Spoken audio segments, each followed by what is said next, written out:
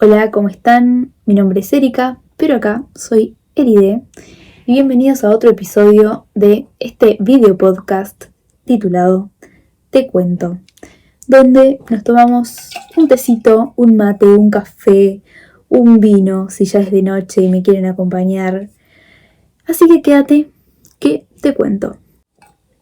Hoy vamos a hablar de una de mis últimas lecturas, Nietochka Nesvanova.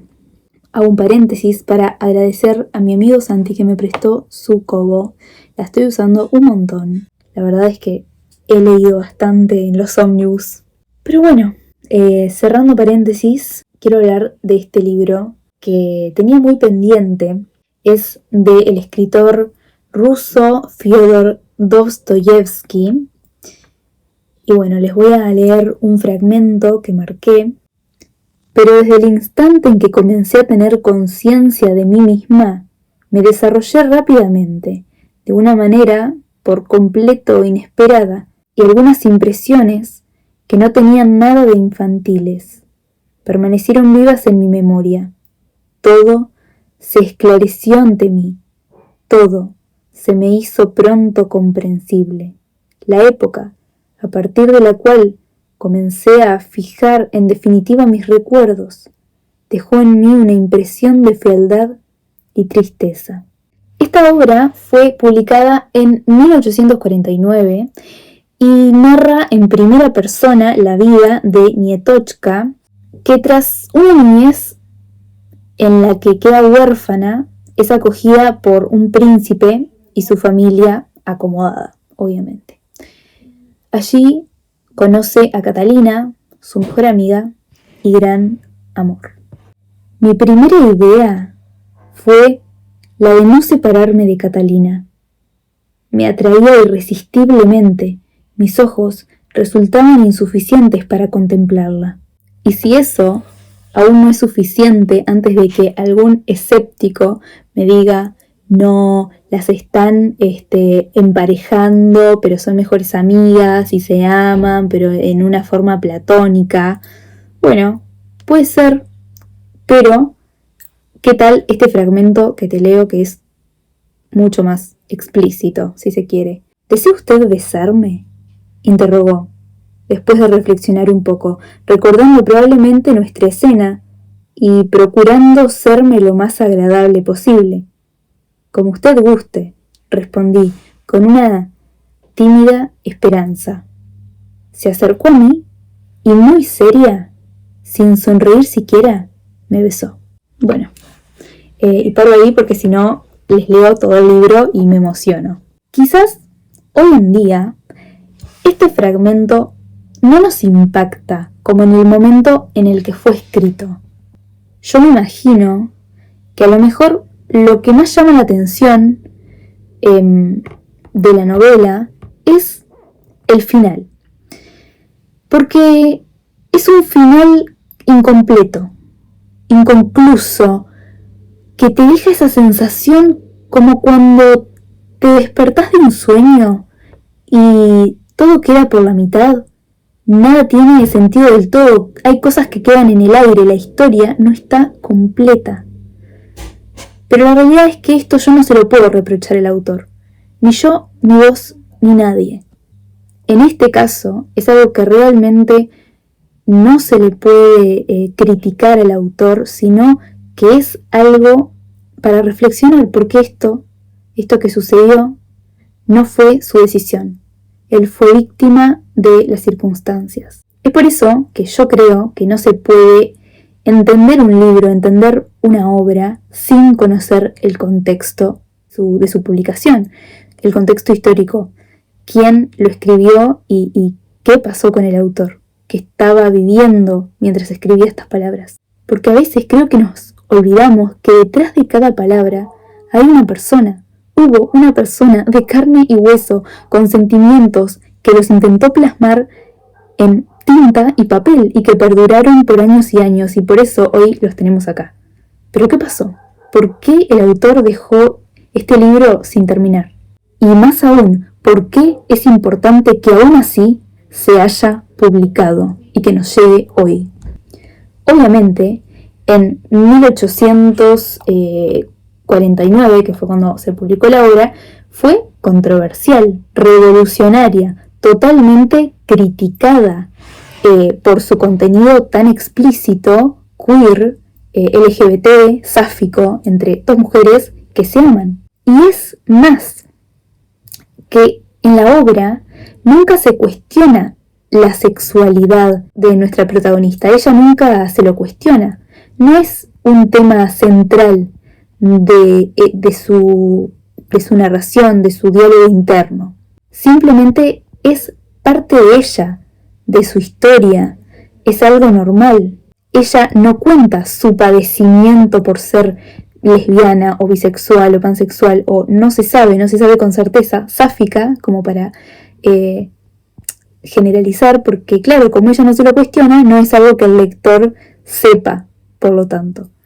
Así que me parece algo sumamente destacable este punto, porque incluso hoy en día la mayor parte de representación LGBT en las historias, ya sea en la literatura, en las series, las películas en general, se tiene esta idea de que el personaje queer, el personaje LGBT, tiene que sufrir por ser parte de la comunidad, por ser como es. Su historia tiene que ser de padecimiento y tragedia, porque no puede estar con quien quiere y porque le duele amar a alguien de su mismo género. Entonces, a veces es genial encontrar estas historias, estos viajes de autodescubrimiento, porque es verdad que no es fácil y que no vivimos en un mundo color de rosa, así que acepta a todo el mundo. Si no, bueno, obviamente todo sería mucho más sencillo y no sería como cuestión de estarlo concientizando todo el tiempo y por algo yo digo esto es importante que se haya publicado, porque hace una diferencia. Pero a su vez también está bueno encontrar estas historias en donde el personaje queer es feliz, vive su vida y su historia no se centra solo en su sexualidad. Es una persona integral. Todo lo que es una persona es un mosaico de un montón de cuestiones, no solo su sexualidad. Eso es una parte mínima de lo que sos. Entonces, claro que es algo que le aporta a la historia, pero tampoco es algo tan central. Y eso pasa con Nietochka. Por eso yo pienso que esta historia debe ser celebrada y leída. Por eso se las expongo acá y se las recomiendo, tanto por su contenido como por todo lo que representa, la valentía del escritor y la de todas las mujeres sáficas. ¿Y por qué me refiero a la valentía de Fyodor Dostoyevsky? Y es que cuando él estaba escribiendo esta historia, la razón por la cual no pudo terminarla es que lo encarcelaron. Así que por esta razón no pudo terminarla. En 1849, en abril, justamente lo arrestaron y lo exiliaron a Siberia posteriormente. Fue detenido por su participación en el círculo intelectual Petrashevsky, acusado de conspirar contra el zar Nicolás I, lo que interrumpió la escritura de esta obra, que inicialmente se pensó como una novela larga, pero quedó inconclusa. Y bueno, hasta acá va un poco mi introducción y presentación de esta obra para las personas que quizá no la conocen o no la han leído. Pero ahora me encantaría, si te quedás, si ya has leído la obra o si no te importan los spoilers, leerles las frases que fui marcando y las reflexiones que hice, porque la verdad es que no tengo a nadie con quien hablar de este libro, no conozco a nadie que lo haya leído y es un libro que me gustó muchísimo. Así que bueno, si te querés quedar, seguimos conversando y si no, gracias por escuchar.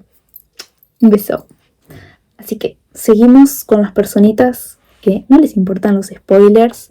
Empezando por el capítulo 1, no voy a leer toda la obra claramente, simplemente voy a ir analizando algunas frases que marqué porque este libro habla de cosas que me interesan un montón.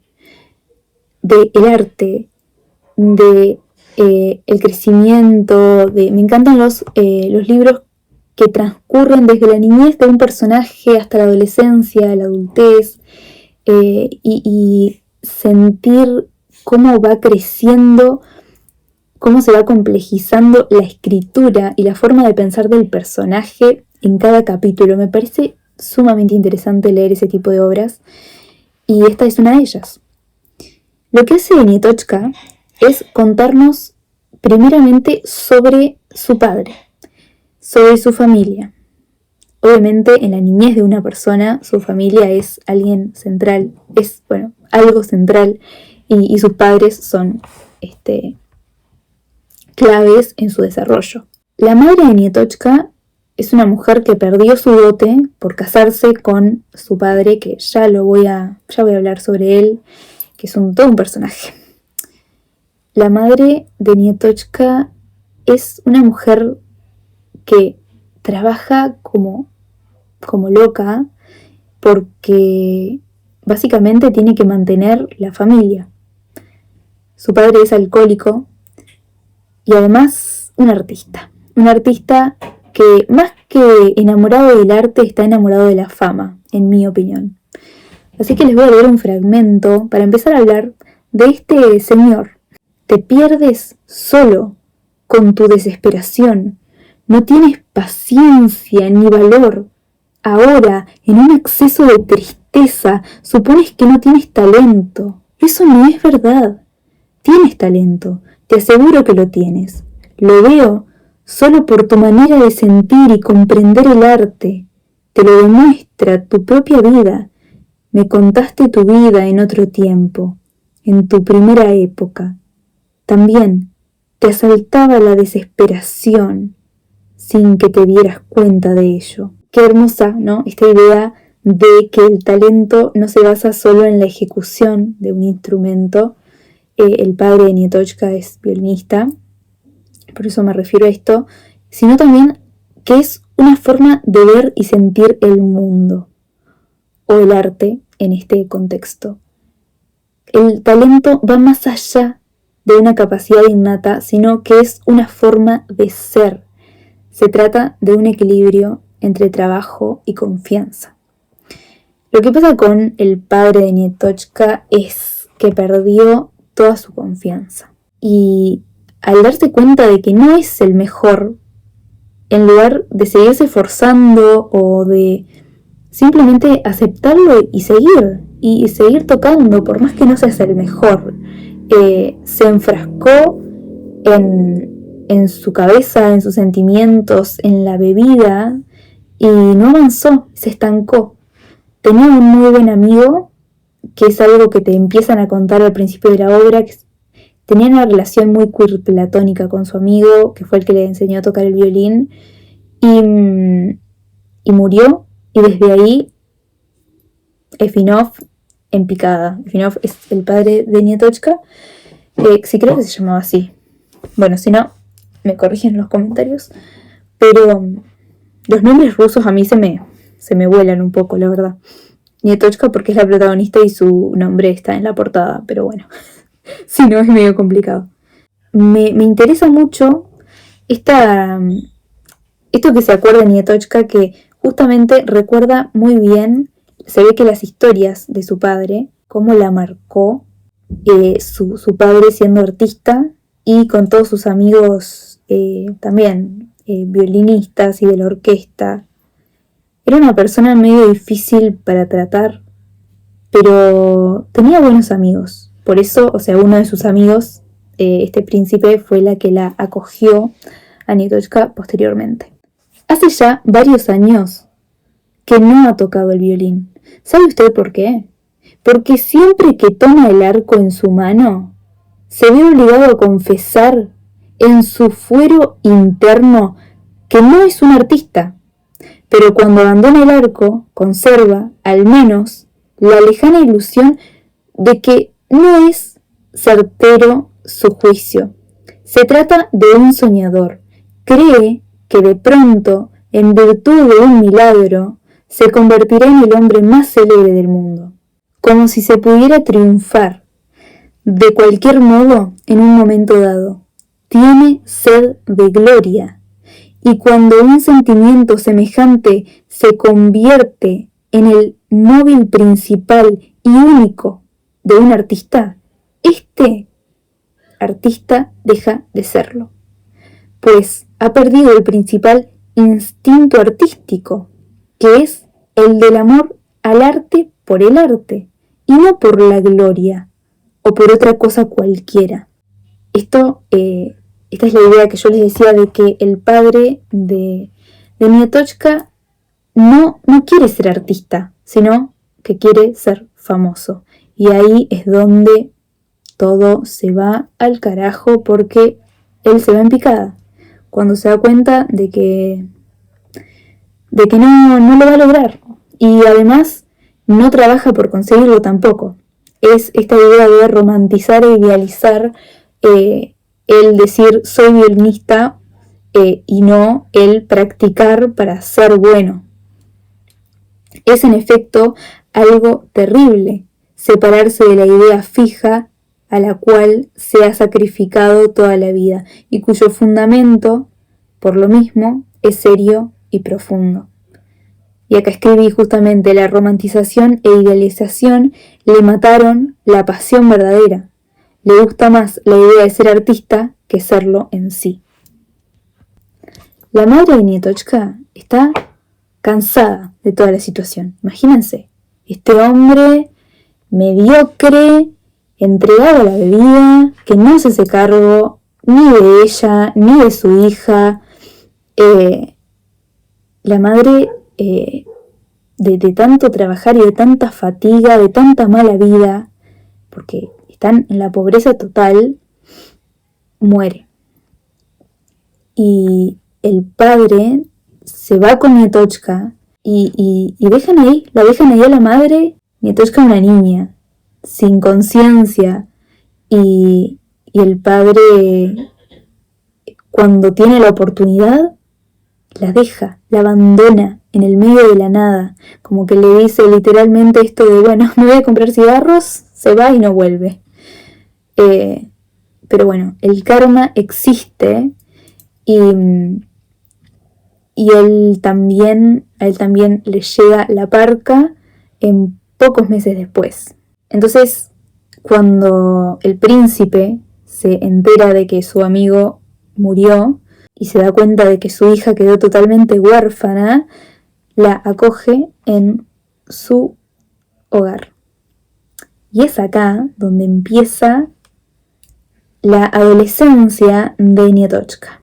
Amistad verdadera es marcada por este sentimiento de amor por primera vez, que luego se va transformando en un amor mucho más profundo, incluso a veces obsesivo.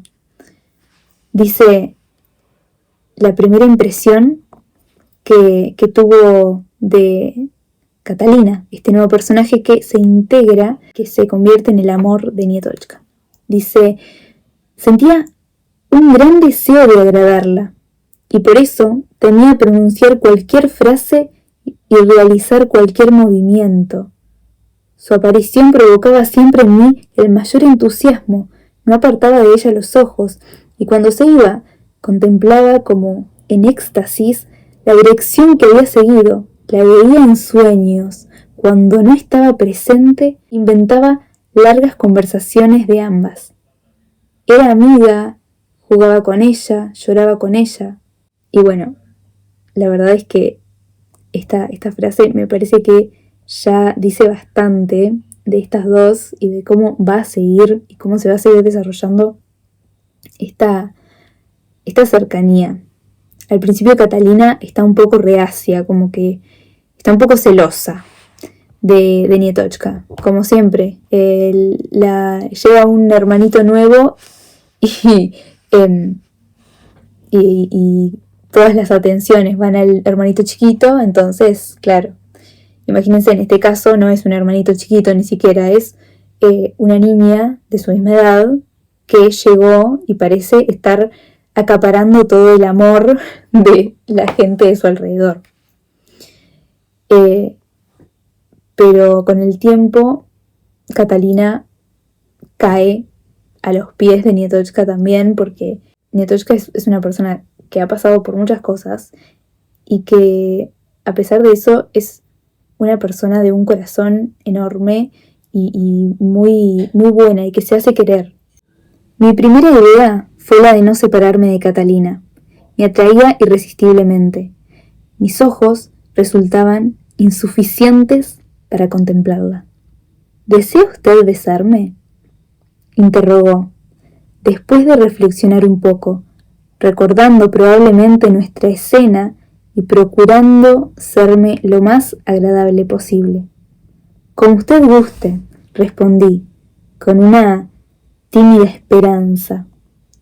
Se acercó a mí y muy seria, sin sonreír siquiera, me besó. Así, hizo cuanto se exigía de ella. Hizo inclusive más. Me besó como una loca. El rostro, los labios, el cuello, las manos. Ven conmigo, acuéstate en mi cama, pidió, haciendo que me levantara. Un minuto después me encontraba en su lecho. Estábamos enlazadas. La princesita me besaba. Me acuerdo de cuando me has besado durante la noche, dijo, roja como una amapola. Y acá, antes de leer el siguiente fragmento, como vemos, Nietochka y Catalina ya, después de un tiempo, se enamoraron. No hay otra forma de decirlo. Esto es totalmente explícito. Acá, duermen en la misma cama, se besan todo el tiempo, pasan juntas, tienen clases juntas, viven en la misma casa, están todo el día pegadas. Y llega un momento que te das cuenta que Catalina no sabe qué hacer con todos estos sentimientos. Si Nietochka lo cuenta desde su lado, claramente en primera persona, ella lo ve como, wow, la princesa me está dando bola, la princesa también está enamorada de mí. Pero a veces te cuenta cosas que a mí me hacen interpretar que Catalina sí era más consciente de los mandatos sociales, no tanto como Nietochka, que creció en un ambiente que, nada, no era que te enseñaban etiqueta y lo que estaba bien y lo que estaba mal, se crió medio sola y a las trompadas, entonces no tenía ni idea. Creo que en parte por eso también Nietochka lo normaliza tanto. Y Catalina está como más consciente de, che, esto está mal, esto no lo podemos hacer, lo tenemos que hacer a escondidas, en secreto. Entonces la princesa le dice esto. La princesita prorrumpió en una risa nerviosa. Luego, de pronto, irguió su abrasada cabeza y empezó a mirarme fijamente. Unas lágrimas como perlas temblaban entre sus largas pestañas. ¿Qué tienes para que yo te quiera tanto? Eres paliducha, con los cabellos rubios, eres tonta, llorona, con ojillos azules, una huerfanita. Acá parece que incluso que la está insultando, pero Catalina está contrariada, está enojada con ella misma, no con Nietochka. Nietochka la ama, y es por eso que siente ese enojo, esa rabia de amar a alguien a quien no deberías, entre muchas comillas. Y esta frase a mí me rompió, o sea, si lloraba Catalina, yo lloraba con ella, claramente. Catalina se inclinó de nuevo y volvió a besarme. Algunas lágrimas se deslizaron por sus mejillas. Estaba profundamente conmovida. ¿Y cuánto te quería? Pero yo pensaba, no se lo diré. ¿Por qué me obsesionaría así? ¿Por qué me obstinaría así? ¿Qué tenía? ¿Por qué me avergonzaba de mí? Esto se lo pregunta Catalina. Y le dice, mira, en cambio, qué bien estamos ahora. Sufro de felicidad. Sufro de felicidad. Esta frase me rompió. Esta frase me destruyó porque dice tanto de ese amor-odio, de ese querer y no poder, de ese sentimiento, de los sentimientos que deberían ser contradictorios y sin embargo conviven. Y esta culpa, la culpa que caracteriza, que por ahí hemos sentido todos, muchas personas de la comunidad LGBT, de esto, yo no tendría que ser así, esto no está bien, eso que nos mete en la cabeza la sociedad, pero que en realidad no es un pensamiento propio, es un pensamiento que nos enseñaron mal, obviamente. Algo que me encanta también, que se remarca mucho de el amor de Nietochka y Catalina, es esto del amor sobre toda diferencia social. Literal, como dice la canción. Ahora lo estaba pensando y me acordé de ese temazo que claro, Nietochka era una huérfana, pobre, no tenía donde caerse muerta. Catalina, una princesa, ¿me entienden ustedes?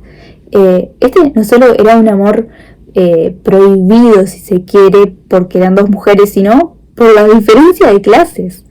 Pero siempre se remarca que, aunque acá son niñas las dos y son, preadolescentes, siempre se quieren como iguales y las tratan como iguales. Esta igualdad de rangos, no solo porque son dos mujeres y sienten y las han socializado y les han enseñado, cómo se comporta una mujer, ¿no? Esto se aprende, se enseña. Podemos hablar del segundo sexo de Simone de Beauvoir. Pero en fin, eso es para otro video. Pero sí, esto me interesó mucho, lo marqué, es algo que me gustó, me parece también algo revolucionario. Luego trazamos nuestro programa para el día siguiente y para el otro. En definitiva, arreglamos nuestra vida para vivirla de la manera siguiente. Un día sería ella la que mandara, y yo obedecería. Al otro día siguiente sería lo contrario, mandaría yo y ella obedecería. Se nota la escritura y el pensamiento infantil, pero ellas dos, incluso de niñas, cuando se estaban ahí enamorando, conociendo, siempre era como este amor de iguales, de compañeras, de amigas, de mejores amigas.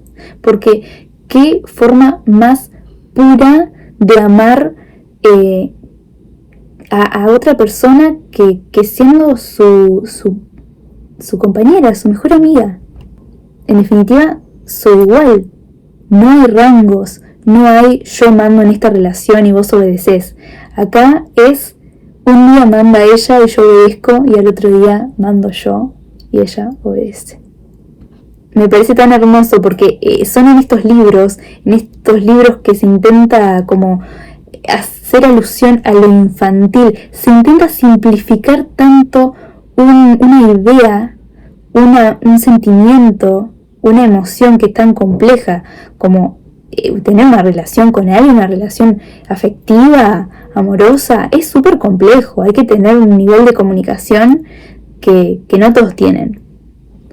Y me encanta que lo simplificó tanto, que lo hace ver tan fácil, que en definitiva debería ser así, ¿no? Cuando es fácil es porque es ahí, ¿o no? Y me encanta eso, me encanta que también haya representación de infancias queer, que no se lee mucho. Bueno, ya para el final del libro hay un momento clave que marqué en el capítulo 5, que es cuando Catalina y Nietochka se separan por cosas de la vida que van pasando. Nietochka se tiene que mudar y un poco fue porque las veían que estaban mucho juntas. Claramente Nietochka no le llegó esta información, pero es algo que yo interpreto. Me parece que las veían tanto juntas que al final dijeron, hey, acá pasa algo raro, y las separaron. Pero bueno, yo interpreto eso por cositas que iban pasando en los capítulos. He relatado a breve, con todo lujo de detalle, este episodio de mi infancia y la primera aparición de Catalina en mi vida, porque nuestras historias son inseparables. Su novela es la mía, como si yo hubiera nacido exclusivamente para encontrarla, y no me fuese dado rehusar el placer de transportarme por una vez más en virtud del recuerdo. Nietochka se va con Alejandra Mikhailovna, que es la hermana de Catalina, y acá Alejandra y su esposo la acogen nuevamente. Ya Nietochka, separada de Catalina, crece un montón el personaje, me parece. Es como que en estos últimos capítulos ya la vemos más madura. Alejandra la instruye, la educa, le enseña a leer. Nietochka se vuelve una lectora voraz. Y yo acá me empecé a identificar un montón, o sea, si ya me había identificado con Nietochka, acá me empecé a identificar un montón más que nada por esta pasión por la lectura y por la pasión que tiene por el arte. Acá empieza a desarrollar también sus dotes artísticas, empieza a cantar, empieza a explorar esas partes de ella que antes no tenía tiempo, porque era una niña que no la dejaron ser niña. Entonces yo siento que la infancia la infancia de Nietochka fue tan dura que se centra en todo eso que padeció.